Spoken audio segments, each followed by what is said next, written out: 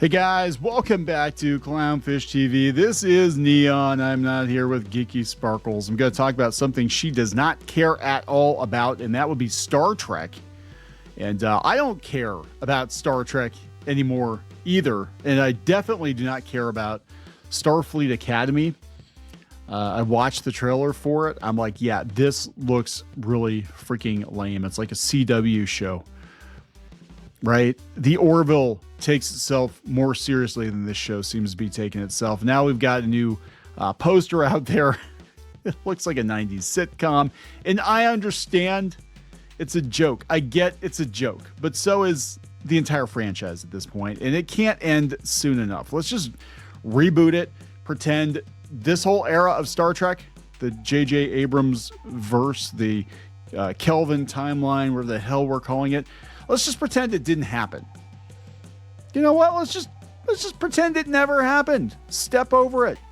And I hope to God they do that. Now that Paramount is owned by Skydance, and reportedly the Ellisons are big Star Trek fans, I hope to God they reboot it hard, and just continue from, next gen DS9, Voyager era. Let's see what happens. I would do that. I would do that before I'd go back to Kirk and Spock and company. I mean, we've already done it.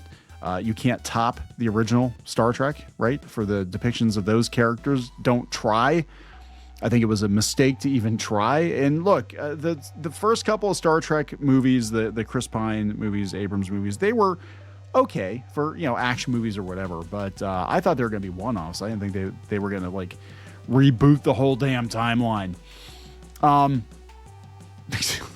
Let's talk about this, and let's talk about the reboot that is supposedly incoming. Before we get into it any further, please subscribe for more pop culture news, views, and rants, guys. Go out to more.clownfishtv.com. That's more.clownfishtv.com. We're going to be ramping up our content over there, trying to move some of it off of YouTube.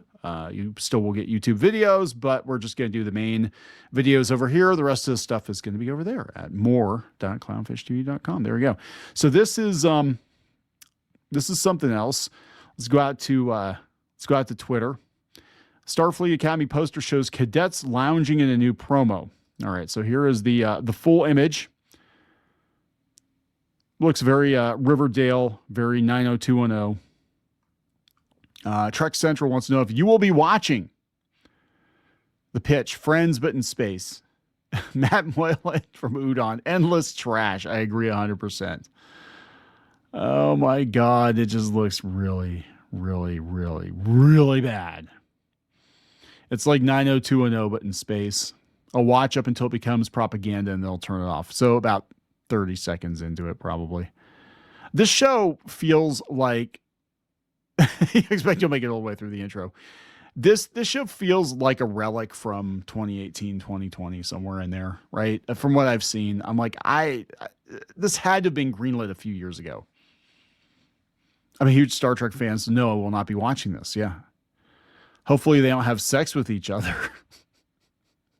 This looks worse than STD, and I didn't think it was possible. So far, I've not seen a single positive response to this. I knew this new show was going to be bad, but this, my God, cancel it before the pilot, please. No, it's too late. They're going to run this shit. The only thing we can hope for is that we get a hard reset and, we just wipe the Kelvin timeline from existence. Definitely. They're trying to court a new audience. Like, we're going to make Star Trek really cool. By cool, we mean extra gay, extra super duper diverse, inclusive, and whatever. So here, let's check this out. This is coming from trekmovie.com. Okay, so we're just 6 weeks away, oh boy, from the premiere of Star Trek, Starfleet Academy, and Paramount Plus continues to tease things out as we get closer. Be careful not to touch yourself. It's really exciting stuff. Last week was our first look at wrestling champion Becky Lynch on the bridge. Why? This week we get a brand new poster. Today, Paramount Plus released a poster featuring the Cadet characters from Starfleet Academy, reminding people they are young and attractive. Debuting on the streamer on January 15th. Their social media posts with the poster included, "You never forget your first crew" as a tagline, but fans are just getting to know this new group of characters. So here again are their official descriptions. Jaden Crag, Klingon cadet who dreams of becoming a nurse, a medical officer. Let's see. We have series acclamation Mill, Sam, the first of her kind to ever attend Starfleet Academy. Darren Ramey, an aspiring captain from a wealthy homeworld. I'm sure he'll be the douchey rich kid. Genesis Lythe, the Admiral's daughter, but she's going to make her own name in Starfleet. Caleb Murr, an orphan with a troubled past. And Zoe Steiner as Terima Sadell, a Betazoid and daughter of the president of BetaZ. Well, that's interesting, I guess. She knows what you're feeling. She can feel you from the inside. Yeah, this looks trash. Here's some of the pictures. This looks like a laser tag. Remember Photon? Does anybody remember Photon from the 80s? That laser tag knockoff with a really bad show? Yeah, that's what this reminds me of. I loved Photon. I'm glad it's getting a reboot. Seriously, the Orville looks more like... Wait, is he wearing Nikes? Hold on. Wait a damn minute. Oh my God, he's just wearing like Nike sneakers. Yeah, the Orville looks more Star Trek than this. Actually, these kids are just wearing like jeans and t-shirts. What the hell? This doesn't look Star Trek at all. Actually, I'm going to go on a side tangent here. It's one of the things that bother me. I mean, there are many things that bother me about new Star Trek, but Picard, I did not watch season 1 and 2 because it didn't feel like Star Trek. It didn't feel like Next Generation. Next Generation is one of my favorite shows of all time. The first episode, I think I watched 2 episodes of it. And then I went back for season 3, which was actually pretty good. But the first 2 episodes, one of the things that pulled me out of it quickly was actually the clothes. The clothes pulled me out of it because I'm like, this looks like just 10 years from now. It doesn't look like the far future. It doesn't look like the clothes they were wearing in Star Trek Next Generation, which of course looked like, the late 80s and early 90s threw up, but still, these clothes look like street clothes from maybe 5-10 years from now. It's not futuristic enough for me. And that actually pulled me out of it because I'm like, it's really hard to reconcile Picard in street clothes with Picard wearing a Starfleet uniform. And why did everything look more advanced in the Next Generation TV show than it looked in Picard? You know what I'm saying? It was very weird. It was like they tried too hard to make it realistic, and it didn't work for me because it just pulled me right out of it. Same with the Star Trek movie, the first movie where they're playing the freaking Beastie Boys, and he's driving a muscle car. I'm like, what the hell? In Star Trek? Seriously? Nah. Yeah, they're just like, he went to Target and he bought a jogging suit or something. Just a side tangent.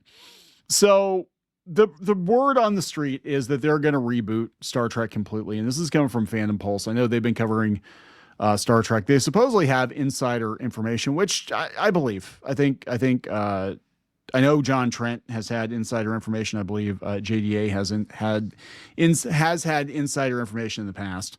So I don't think they would run with this unless they thought it was pretty accurate. But they said an insider at CBS has confirmed with Fandom Pulse that Alex Kurtzman and Secret Hideout are not going to be renewed, and that the Paramount Skydance has a different way forward. We heard about this. This was a rumor before. And, I can't see if the Ellisons are fans of Star Trek and this is the shit they're giving us. I cannot see them being happy with this. Like I said, the Orville takes itself more seriously than actual Star Trek. We're told that Kurtzman and Secret Hideout have until December 15th to wrap up and get out of the studio. Ouch. Which confirms the Tachyon Pulse rumors about the speeding up of the shooting of the current series under contract.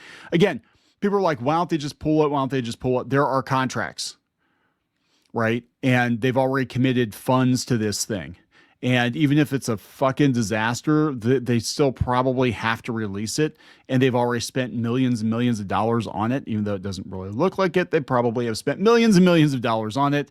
And you gotta get this thing out the door, right? It's not like if you're working on a song in your garage and you're like, yeah, this sucks, I'm not going to send that demo tape in. That's kind of a bad analogy, but you know what I'm saying? Like, you know, it sucks. It's just you making that decision for yourself. I'm not going to embarrass myself with this, right?